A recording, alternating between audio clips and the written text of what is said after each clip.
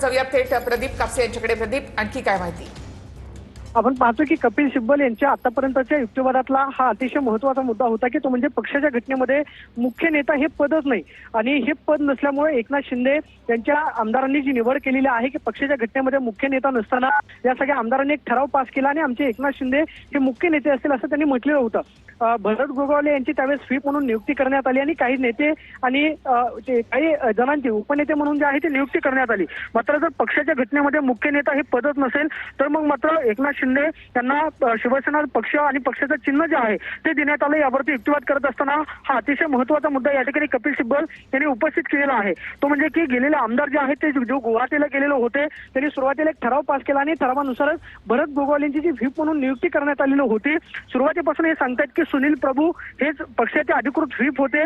भरत गोगावले यांची व्हीप म्हणून जी नियुक्ती करण्यात आलेली होती ती बेकायदेशीर होती। त्याचबरोबर काही नेत्यांना त्यांनी उपनेते बनवलं आणि एकनाथ शिंदेंना मुख्य नेता म्हणून घोषित केलं। मात्र पक्षाच्या घटनेमध्ये हे पदच नाही, त्यामुळे आतापर्यंतच्या युक्तिवादातला हा महत्त्वाचा मुद्दा आपण पाहतोय की कपिल सिब्बल यांनी कोर्टासमोर मांडलेला आहे आणि विधिमंडळ सदस्य संख्येच्या आधारावरती मूळ राजकीय पक्ष जो आहे तो ठरवता येत नाही किंवा विधिमंडळ सदस्य संख्येवरती राजकीय पक्ष आणि पक्षाचे चिन्ह देता येत नाही। मात्र या सगळ्यांनी पक्षाच्या विरोधामध्ये व्हीप जुगारला म्हणून कारवाई केलेली आहे, म्हणून त्यांच्यावरती अपात्रतेची कारवाई करावी अशा पद्धतीचे युक्तिवाद कपिल सिब्बल करताना पाहायला मिळतात। मात्र एकनाथ शिंदे हे जे पक्षाचे मुख्य नेते आहे, जे शिवसेनेची घटना आहे आणि त्या घटनेमध्ये मुख्य नेता हे पदच नाही। आतापर्यंत आपण जर कपिल सिब्बल यांचा युक्तिवाद पाहिला तर त्यांनी पक्षाची राष्ट्रीय कार्यकारिणी सांगितली, प्रतिनिधी सभा सांगितली, त्याचबरोबर पक्षाचे मेंबर सांगितले आणि त्यानंतर विधिमंडळ पक्ष येतो। राजकीय पक्षापेक्षा विधिमंडळ पक्ष मोठा नाही हे ते वारंवार सांगतात। त्यामुळे विधिमंडळ सदस्य संख्येच्या आधारावरती जो पक्ष आणि पक्षाचं चिन्ह देण्यात आलेलं आहे, मात्र पक्षाचा व्हीप जो सुनील प्रभू यांना देण्यात आलेला होता त्यानुसार उद्धव ठाकरेंनी बैठका बोलवलेल्या होत्या। मात्र सुरुवातीला 22 तारखेला बोलवलेल्या बैठकीला हे सगळे आमदार गैरहजर राहिले। त्यानंतर सुद्धा उद्धव ठाकरेंनी व्हीप जी नोटीस आहे ती आमदारांपर्यंत पोहोचवली, मात्र या नोटीसीवरती सुद्धा काही आमदारांनी उत्तर दिलं नाही। मात्र या सगळ्यांनी व्हीप जुगारला म्हणून त्यांच्यावरती 10व्या शेड्यूलनुसार अपात्रतेची कारवाई करण्यात यावी अशा पद्धतीची आपण पाहतोय की मागणी कपिल सिब्बल युक्तिवादामध्ये करताना पाहायला मिळत आहे। कपिल सिब्बल यांना जो वेळ देण्यात आलेला होता त्यामधला हा अतिशय महत्त्वाचा युक्तिवाद म्हणावा लागेल की एकनाथ शिंदे जे शिवसेनेचे मुख्य नेते आहेत, मात्र याआधीच्या शिवसेनेच्या घटनेमध्ये मुख्य नेता हे पदच नव्हतं। काही आमदारांनी ठराव घोषित केला आणि एकनाथ शिंदेंना मुख्य नेता घोषित केलेला आहे अशा पद्धतीचा युक्तिवाद कपिल सिब्बल करताना पाहायला मिळत आहे।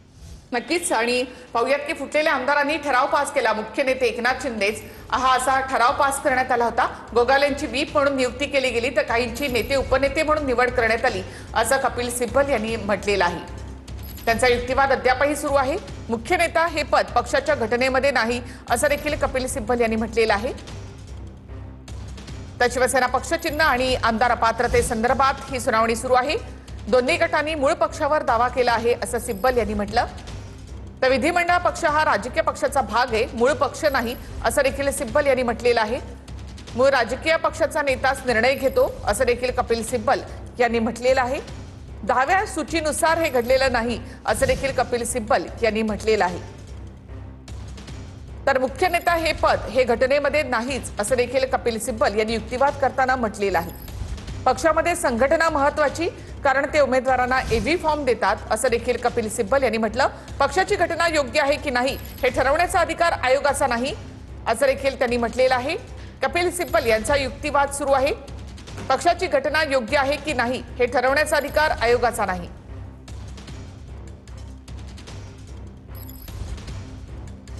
तर कपिल सिब्बल यांचा हा युक्तिवाद या ठिकाणी सुरू आहे। पक्षाच्या घटनेसंदर्भात या ठिकाणी आता कपिल सिब्बल हे युक्तिवाद करतायत। तर पक्षाची घटना योग्य आहे की नाही हे ठरवण्याचा अधिकार हा आयोगाचा नाही। आजची सुनावणी संपली असून उद्या दुपारी 2 वाजता पुन्हा एकदा यावर सुनावणी होणार आहे। तर आजची सुनावणी संपली असून उद्या दुपारी 2 वाजता पुन्हा यावर सुनावणी। यामध्ये कपिल सिब्बल यांनी जोरदार युक्तिवाद केलेला आहे। तर आजची सुनावणी संपली असून उद्या दुपारी 2 वाजता यावर आता सुनावणी होणार आहे। तर शिवसेना आणि पक्ष चिन्हासंदर्भातली आजची सुनावणी संपली। उद्या दुपारी 2 वाजता पुन्हा सुनावणी होणार आहे।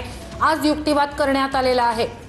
थेट आपण जाऊया दिल्लीमध्ये आमचे प्रतिनिधी प्रमोद जगताप यांच्याकडे। प्रमोद, तुम्ही आज सुनावणीच्या वेळेला उपस्थित होतात, यावेळेला आणखी कोणते महत्त्वाचे मुद्दे यामध्ये होते?